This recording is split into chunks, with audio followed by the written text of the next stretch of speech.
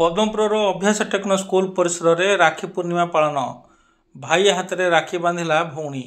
रायगढ़ जिला पद्मपुर ब्लॉक अभ्यास techno school परिसर में आज दिन 11 ରୁ 12 पर्यंत महा आडंबर रक्षाबंधन कार्यक्रम अनुष्ठित होता। छात्र छात्री अभिभावक एठारे उपस्थित रही पिला हाथ में राखी बांधि। प्रथमे स्कूल परिचालक जगन्नाथ को दीप प्रज्वलन कर पूजा अर्चना सह आरती कर राखी बांधि तापर पिला कार्यक्रम आरंभ होता।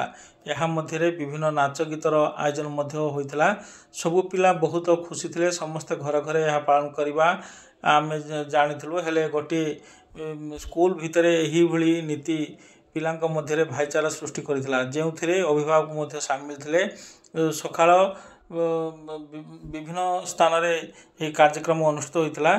तो बहुत सुंदर भाव छात्र छात्री निजर अभिभावक भाई मानू राखी बांधि सिंदूर चंदन टीका लगाई भाई मानू फूल धूप चाउल पकई तांकर आरती कर एठारे राखी बांधि मिठा खुआई। तापर बड़ मान आशीर्वाद नहीं पिला यही रक्षाबंधन कार्यक्रम। एथिरे स्कूल संपादक लाड़ी तुकाराम, प्रिंसिपाल देवाशीष दुबे एवं समस्त स्कूल शिक्षक शिक्षयित्री माने उपस्थित रही देखा मिलता।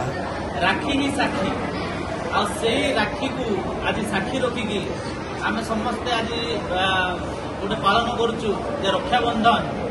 जिते भी आम सान छोट बड़ जिते भी सब भौणी मान अच्छा समस्त को आम बंची पर्यंत रक्षा करूँ।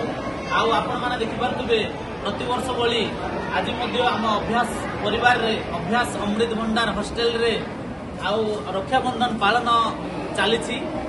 बहुत संख्यार आमर छात्र छात्री माने तथा गुरुजी गुरुमा वृंद तथा आमर अभिभावक माने समस्त एकत्रित होई रक्षाबंधन टाको आउरी द्विगुणित करी सेलिब्रेशन करछु। पाखापाखि आज आम पेरेंट्स माने भी आसछन्ती आमर छात्र छात्री माने छात्र माने ताको भौणी मानकु समस्त को आज रक्षाबंधन सेलिब्रेशन चलछि।